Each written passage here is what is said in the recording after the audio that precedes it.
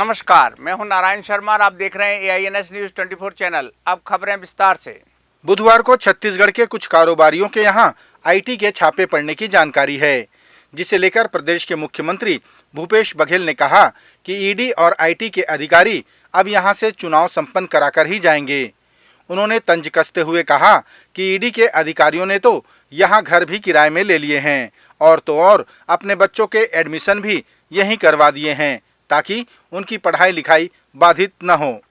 मैं तो पहले बोला था, देखिए ED के अधिकारी यहाँ परमानेंट रहने लग गए और अपने बच्चों के एडमिशन तक स्कूलों में करा लिए।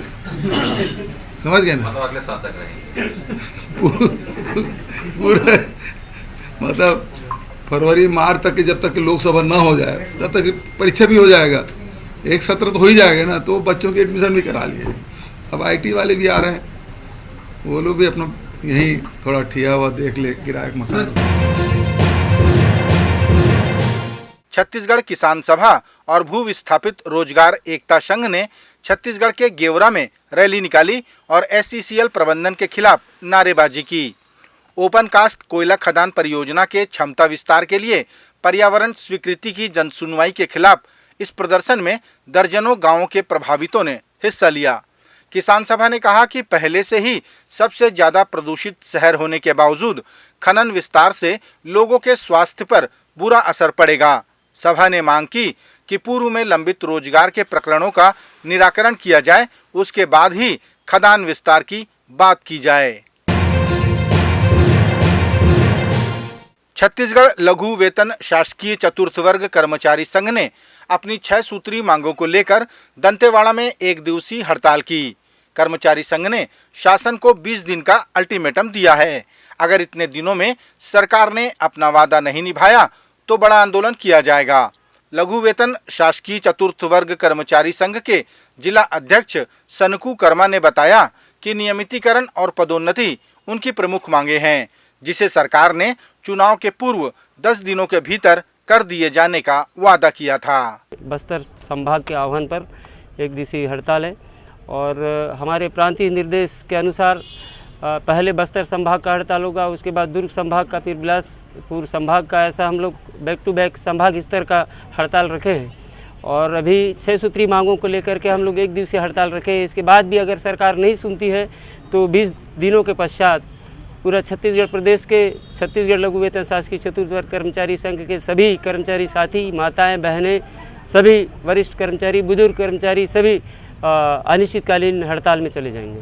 क्या मांग है आपकी? हमारा प्रमुख मांग ये है कि कांग्रेस सरकार सत्ता में आने से पहले हमारे सभी कर्मचारियों को, अधिकारियों को भी जहाँ तक घोषणा पत्र में घोषणा किए थे, वादा किए थे कि हमारी सरकार बनेगी तो हम 10 दिनों के अंदर अंदर कर्मचारियों को नियमितीकरण का लाभ दिया जाएगा करके, लेकिन सरकार आज तक अपने वादा पे खरे नहीं उतर रही है। सरकार अपने वादों से दूर भागती हुई नजर आ रही है।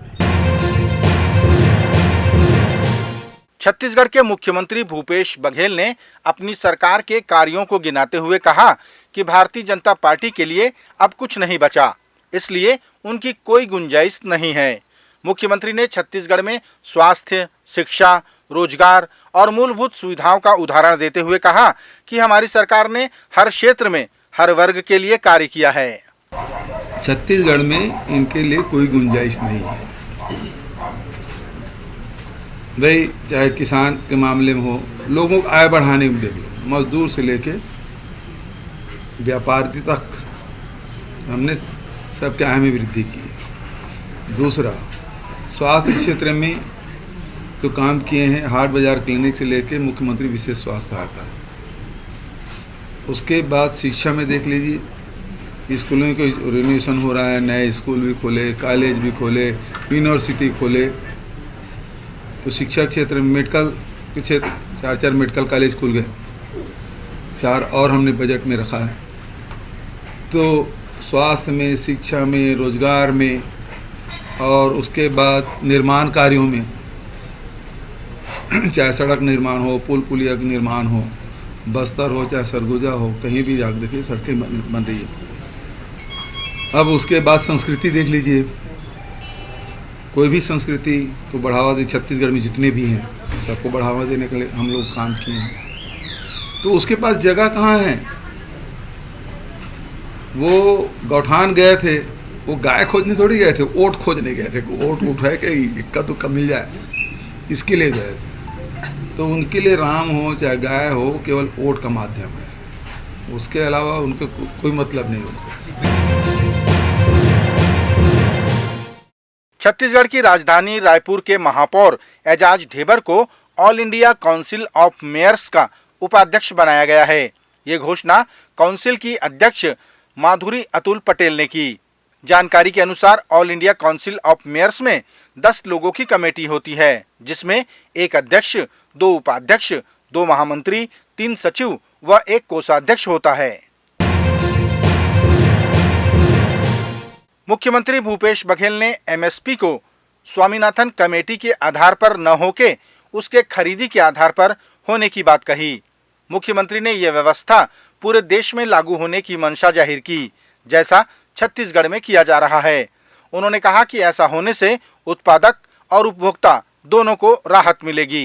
एमएसपी न केवल जो स्वामीनाथन कमेटी की रिपोर्ट है उसके आधार पर होना चाहिए, तय होना चाहिए, बल्कि उसकी खरीदी की व्यवस्था होनी चाहिए। जिस प्रकार से छत्तीसगढ़ में हमने किया है उसी प्रकार से पूरे देश में होना चाहिए। धन्यवाद।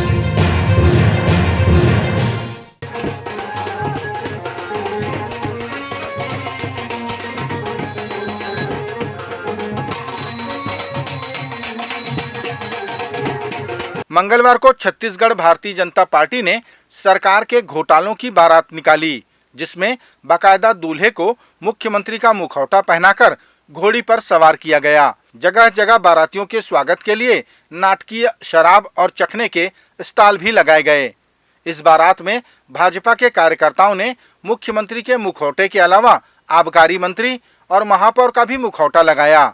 भारतीय जनता पार्टी की ये घोटालों की बारात प्रदेश में हुए 2000 करोड़ के शराब घोटाले पर केंद्रित रही। भूपेश बघेल की सरकार में यहाँ 2000 करोड़ का शराब घोटाला हुआ है, जहाँ हम महिलाएं अपनी सुरक्षा के लिए जितना विरोध करें कि शराबबंदी होनी चाहिए।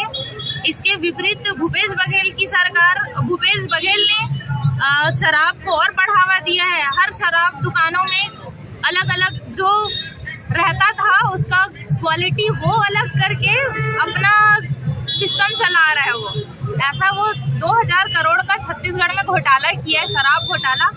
उसको दर्शाने के लिए, उसको जनता के बीच लाने के लिए हम युवा मोर्चा के साथियों द्वारा ये प्रदर्शन किया जा रहा है।